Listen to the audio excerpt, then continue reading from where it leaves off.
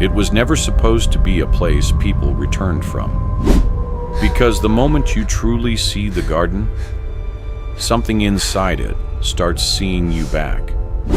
And once it notices you, you don't leave the same way you entered. The story began with a warning that most people ignored.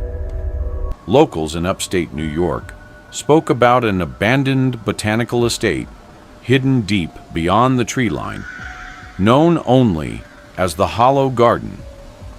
They said it was once the most beautiful private garden in the state. Roses that bloomed in impossible colors. Water fountains that never stopped flowing even during winter. Paths that seemed to rearrange themselves depending on who walked them. But that was before the owner vanished. Before the caretakers left overnight. Before the garden stopped appearing on official maps. Now people only said one thing about it. It looks beautiful from far away, but the closer you get, the more it disappears. 4 college friends decided to test the legend. Ethan, the confident one who never believed in superstition. Mia, the quiet photographer who wanted unique shots. Jordan, the skeptic who followed Ethan everywhere. And Leah, who only came because she didn't want to be alone that weekend. They found the entrance after an hour of driving off-road, a rusted gate half swallowed by vines. Beyond it, a long path leading into perfect, unnatural beauty. The garden looked untouched, too perfect. Flowers bloomed in patterns that made no sense. Trees bent slightly inward, as if listening. Even the air felt staged. This was a mistake. I shouldn't be here. What's waiting for me? Leah hesitated at the gate. "I don't like this place," she whispered. Ethan laughed. "Relax. It's just an abandoned garden." And they walked in. Have you ever seen anything like this? Yeah. It's absolutely breathtaking. At first, it was breathtaking. Flowers glowing under soft light, even though the sun was fading. A fountain in the distance playing a melody with no visible source. Mia started taking photos immediately. But something strange happened. Every photo she took came out different from what she saw. In her camera screen, the flowers looked wilted. The trees looked dead. And in some images, there were figures standing behind them that no one could see in real life. Jordan tried to joke. "Maybe your camera's haunted." But his voice didn't sound confident anymore. Because the deeper they walked, the more the garden started changing. Paths they had just walked vanished behind them. New paths appeared ahead. And every time they turned around, the entrance gate looked further away than before. Not smaller, just harder to reach, like it was retreating. At 6:41 p.m., they reached the center of the garden. A large circular clearing surrounded by white stone statues. Each statue showed a person with their eyes covered, all facing inward, all smiling. Leah stepped closer to one and froze, because the statue was not stone. It was someone, or something that had been turned into stone mid-expression.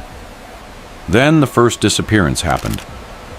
Mia was photographing the statues when she suddenly stopped talking. I am going home now. Ethan turned around. "Mia?" She was standing perfectly still, looking at her camera screen. Then she whispered, "They look better in the photos," and stepped backward into the fountain behind her. No splash, no sound, just silence. What's going on? And when they ran to the fountain, there was no water, no Mia, only dry stone. Panic began spreading. Jordan grabbed Ethan. "We need to leave, now!" But when they turned around, the path they came from was gone. In its place stood a wall of flowers, blooming, breathing, alive. The garden had changed shape. It was no longer a place. It was a maze that remembered them. Leah, no! Don't go in there! Stop! Come back! At 7:12 p.m., they heard Mia's voice, coming from the trees, soft, calm, calling them by name. Leah broke first. "I hear her. She's right there." She ran toward the sound. Ethan chased her. Jordan followed. But every step forward made the garden darker, longer, wrong. Leah reached a clearing first and stopped screaming immediately. Ethan arrived seconds later. What he saw made him freeze. Leah was standing inside a ring of flowers, smiling, but her eyes were gone. Not closed, not bleeding, just erased. Like someone had gently removed her ability to see. And she whispered, "It's so beautiful here. Why are you scared?" Then she faded. Not fell, not died. Faded like a photograph burning away. Jordan started crying. "We're next." And that's when the garden began speaking. Not loudly, not clearly, but directly inside their heads. "You came to look. Now stay to be looked at." The statues began moving, slowly, turning their covered faces toward Ethan and Jordan. Every step they took backward made the garden rearrange itself forward.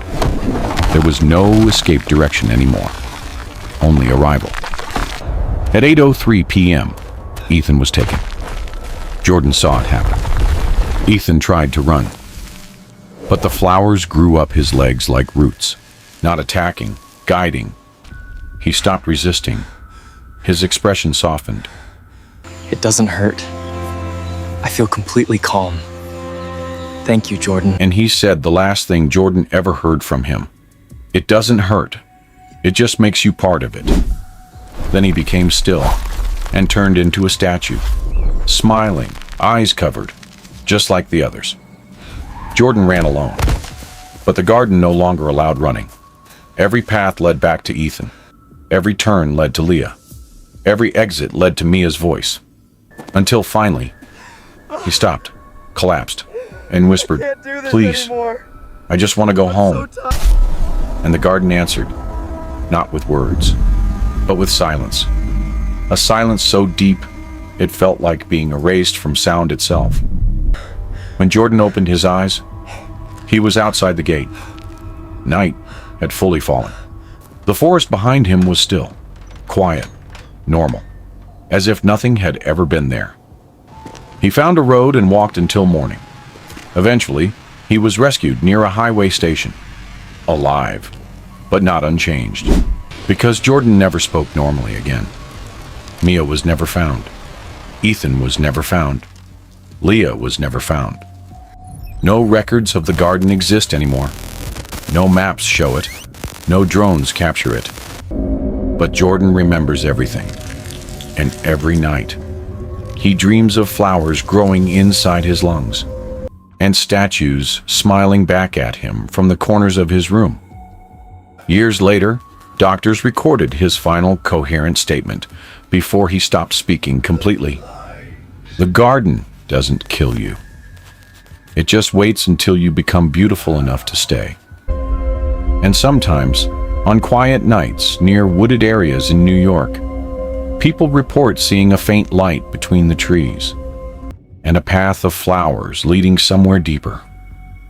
Some say it's just imagination, but those who follow it never return. Because the garden is still there, waiting, still growing, still watching, and still collecting anything that stops long enough to admire it.